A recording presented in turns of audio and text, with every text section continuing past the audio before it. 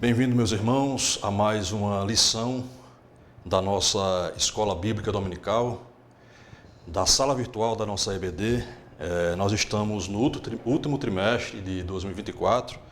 Estamos vendo esta revista aqui, que fala sobre as promessas de Deus. São promessas contidas na Bíblia, são promessas de bênçãos. E nesta revista, nós aprendemos quais são as ações que nós devemos adotar para que a gente receba o cumprimento, para que a gente seja objeto e cumprimento dessas promessas feitas nas Escrituras. Hoje, especificamente, nós vamos estudar a lição número 8, que fala sobre a promessa de paz. A gente sabe que a sociedade atual, ela é quase que incompatível com paz. É quase que impossível, humanamente falando, a gente gozar de paz na nossa sociedade. Isso sob diversos aspectos. Por exemplo, no aspecto internacional, no que se refere aos conflitos armados. Vez ou outra, na verdade, constantemente, a gente ouve dizer que a nossa paz está ameaçada, que a paz mundial está ameaçada. Mais recentemente, por exemplo, nós ouvimos constantemente nos jornais que estamos na iminência de uma terceira guerra mundial. E nós já passamos, obviamente, por duas delas. O Brasil já enfrentou algumas guerras. E o contexto atual nos deixa um pouco à margem desse conflito. Mas a gente sabe que o conflito mais recente, que está mais na mídia atualmente, que é o que envolve a Palestina e Israel, tem o condão, tem o poder de envolver toda a sociedade global em mais um conflito. E isso sim, certamente influencia no nosso cotidiano e, de certa forma, nos deixa apreensivos e temerosos por perder a paz. Num aspecto bem mais restrito, nós podemos dizer também que é difícil a gente manter a paz nos dias atuais com as pessoas que nos cercam, com os nossos entes queridos, com os nossos familiares, com os nossos colegas de trabalho, vizinhos.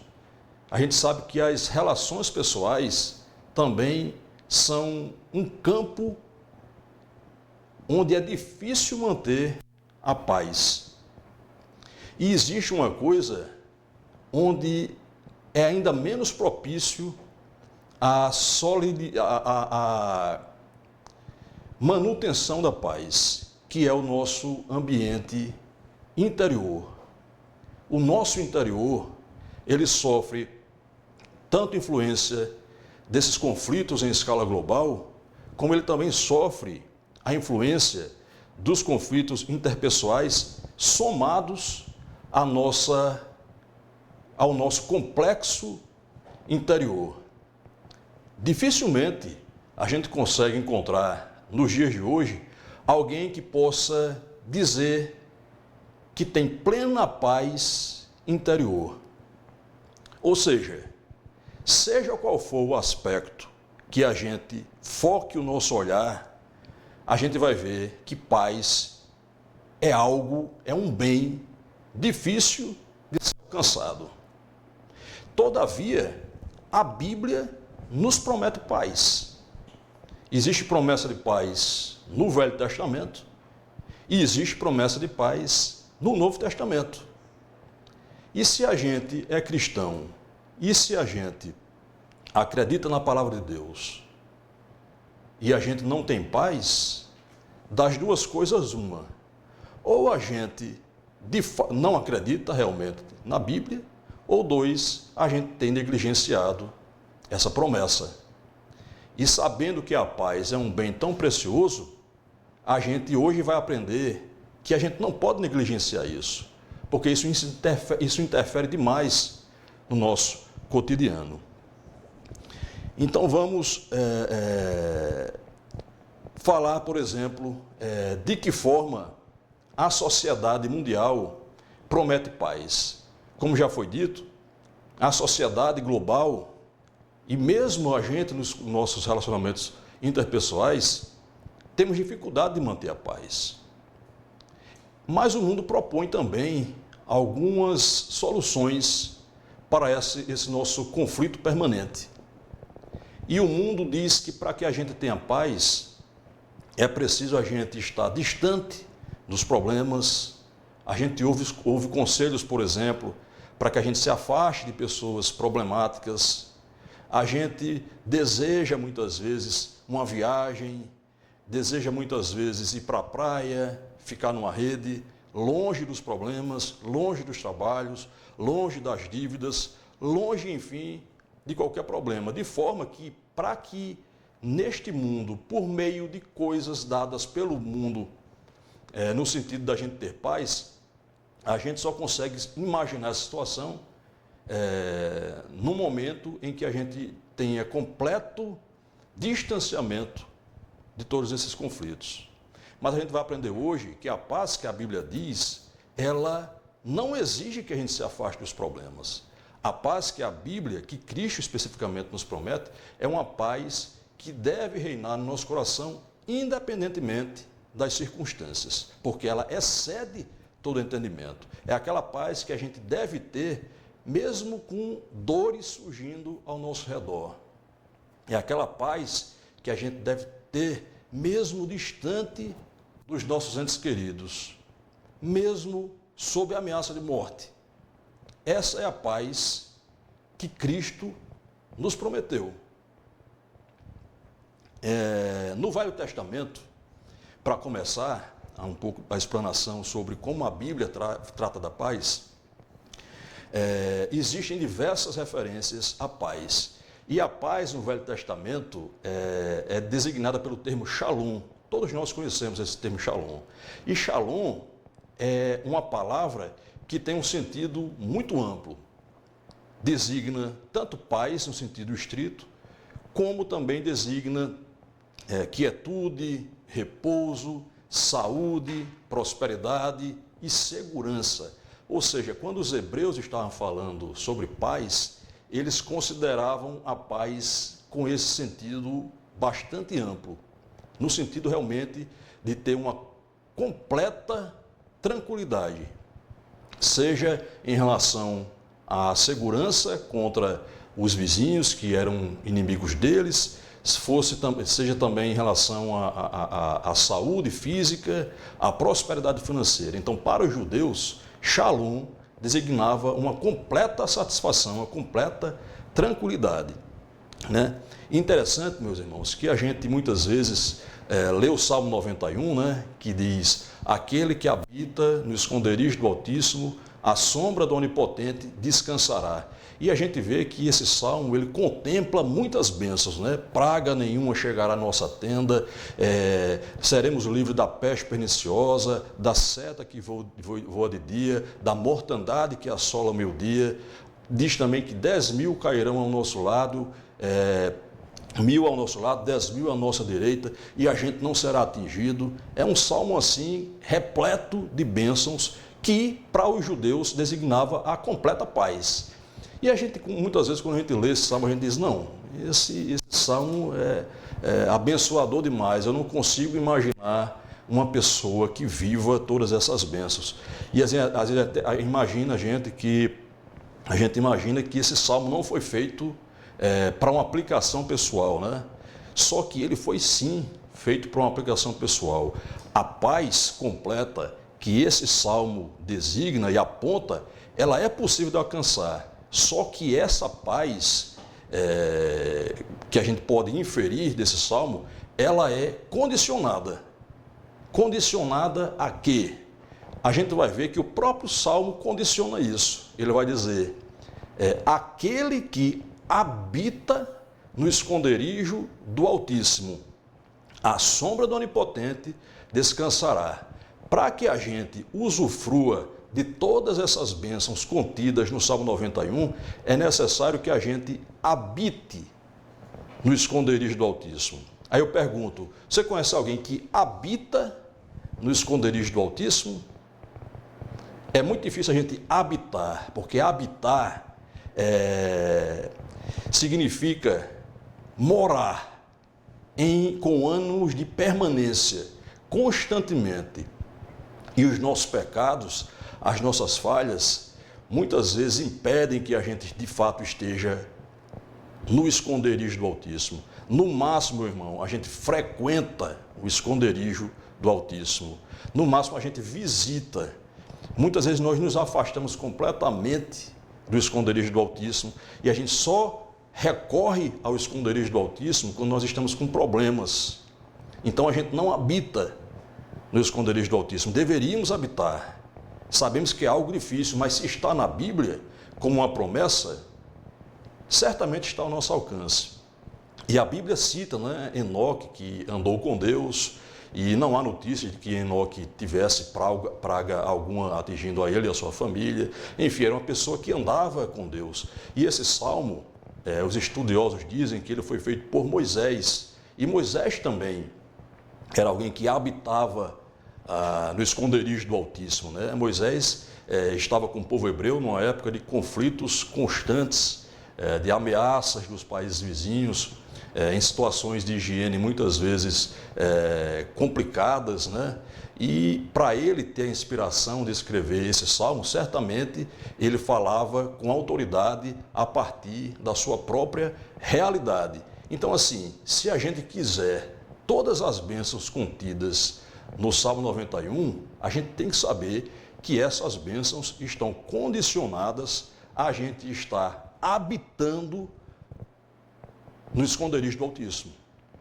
Exige que a gente esteja à sombra do Onipotente. Então, é uma verdade bíblica, a promessa está contida, está, mas ela é condicionada a esta circunstância. Um outro salmo que também fala sobre paz, né, é o Salmo 23. E a gente muitas vezes costuma ler e reler esse salmo, ele é muito conhecido, sem também prestar atenção na condicionante. Porque as bênçãos trazidas por meio do Salmo 23, elas também são alcançáveis, mas elas têm uma condição.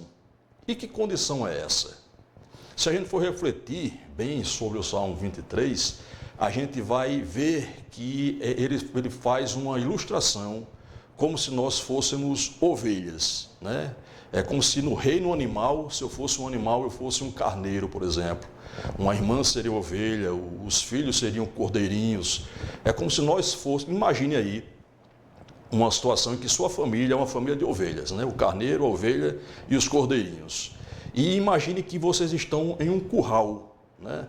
E o pastor vem, não o pastor da igreja, né? O pastor que cuida das ovelhas, que vem com um cajado na mão, né? Ele vem à tarde e leva você para se alimentar. Eu morei no interior, aqui do estado do Rio Grande do Norte, e que era comum as pessoas criarem nas suas casas carneiro, ovelha, e também era comum, assim, num determinado horário da tarde ou da manhã, a pessoa sair conduzindo aquelas ovelhas a um lugar para pastar, né? Para se alimentar, para beber água e depois retornava para casa.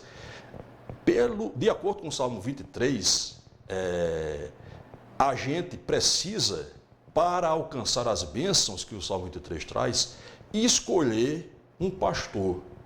E esse pastor é o Senhor. Se a gente escolher o Senhor como nosso pastor, ele nos conduzirá a pastos verdejantes. Olha que maravilha, chegar num pasto verdejante, não só para a nossa alimentação, mas para que a gente também fique descansando, deitados na grama, nos pastos verdejantes. Se o Senhor for o nosso pastor, ele não somente nos leva aos pastos verdejantes, ele também nos conduz às águas tranquilas, para que a gente não só mate a nossa sede, mas também para que a gente se banhe e se refresque. Olha só que maravilha também, ele cuida do nosso interior. Eu disse aqui no início da aula que um dos ambientes dos âmbitos mais difíceis da gente encontrar paz é o nosso próprio interior. Mas sabe o que é que o Senhor, quando Ele é o nosso pastor, faz? Ele refrigera a nossa alma. Ele restaura a nossa alma. Porque de nada adiantaria o nosso pastor nos conduzir a pastos verdejantes e a águas tranquilas se o nosso interior estivesse desgastado. Então, o nosso pastor, além de tudo isso, ele refrigera a nossa alma, ele nos guia pelas veredas da justiça. E para encurtar, ele ainda diz que bondade e misericórdia nos seguirão todos os dias das nossas vidas, em que nós habitaremos com o Senhor para todo sempre, por longos dias. Então a gente vê que no Velho Testamento, várias passagens, direta ou indiretamente, falam de paz, mas sempre essa paz tem uma condição. Aí eu pergunto a você, e no Novo Testamento? Como é que o Novo Testamento fala sobre paz? A promessa de paz se repete no Novo Testamento? Se repete, e é o próprio Cristo que nos promete essa paz. Acontece que no Novo Testamento, o conceito de paz, a palavra que traduzida é paz, eirene, é diferente de shalom do Velho Testamento. E eirene ela tem um significado mais restrito. Ela se refere mais à quietude e a repouso, né? E a gente pode dizer até que a paz prometida no Novo Testamento, ela é mais realista, no sentido de que ela é mais praticável, assim, ela não é aquela ausência total de problemas contidas no Salmo 91 ou mesmo no Salmo 23. Ela é mais restrita, ela se refere mais a repouso e a quietude. Mas foi Jesus que prometeu essa paz. No livro de João, quando Jesus está se despedindo dos seus discípulos, ele diz: eu vos deixo a minha paz vos dou. Mas ele acrescenta: eu não dou essa paz como o mundo a dá.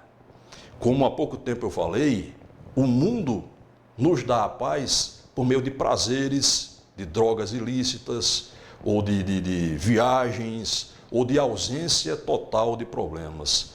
Cristo, quando ele disse que nos daria a sua paz, ele disse que ele não daria essa paz da forma como o mundo a dá. Ou seja, para que a paz de Cristo esteja em nosso coração, a gente não precisa se ausentar dos problemas. A paz de Cristo é aquela paz que está reinando em nosso coração com as dores surgindo ao nosso redor. A paz de Cristo, ela está no nosso coração, mesmo a gente sendo ameaçado de morte. A paz de Cristo está no nosso coração, mesmo quando a gente está numa doença terminal, ou quando alguém da nossa família está numa situação de doença terminal. A paz de Cristo está em nosso coração, mesmo em situação de desemprego. A paz de Cristo está em nosso coração, independentemente das inquietações desta vida. É isso que Cristo quer nos dizer quando ele fala que a paz que ele nos dá é diferente da paz do mundo. Ela é algo interno, ela é algo que está no nosso interior e ela independe das circunstâncias externas. E Paulo, mais um pouco à frente, quando ele escreve aos Filipenses, ele vai dizer que nós não devemos estar inquietos por coisa alguma. Antes, nós devemos apresentar as nossas petições a Deus para que Ele conheça tudo quanto se passa em nosso coração, por meio de súplicas e com ações de graça. E a consequência da gente fazer isso para Deus, por meio de súplicas, é que a paz que excede todo entendimento estará no nosso coração, protegendo o nosso coração e protegendo os nossos sentimentos. Então a paz do Novo Testamento, ela é muito aplicável aos nossos dias. Como foi dito no início da aula, os nossos dias são pouco propícios à paz, mas se nós apresentarmos as nossas súplicas a Deus, se nós estivermos debaixo da sua graça, cumprindo a sua vontade, lendo a sua palavra, aplicando aquilo que a gente aprendeu por meio da sua palavra, nós obteremos essa paz de modo permanente. E nós sabemos também que Jesus foi apontado em Isaías como o príncipe da paz. Isso quer dizer que o principado de Cristo será caracterizado pela presença constante da paz. Mas nós sabemos que essa realidade de total pacificação só haverá no final de todas as coisas, quando Cristo estiver reinando com a sua igreja. Para finalizar, eu não sei se eu li ou se eu ouvi em algum lugar, mas é algo que me tocou bastante e que está gravado na minha memória, que é uma mensagem que diz assim, que não existe algo mais convincente para um habitante deste mundo do que um cristão que está em paz, mesmo no meio das inquietações deste mundo. Muitas vezes nós procuramos uma mensagem adequada para convencer um pecador da verdade da Bíblia. Muitas vezes nós procuramos hinos ou uma forma que toque a emoção do pecador para que ele se volte para Cristo. Mas, de fato, nada é mais convincente para um pecador do que um cristão tranquilo, com autocontrole e em paz, mesmo em meio às adversidades dessa vida. Essa foi a aula de hoje. Até uma próxima oportunidade, se o Senhor nos permitir. Amém.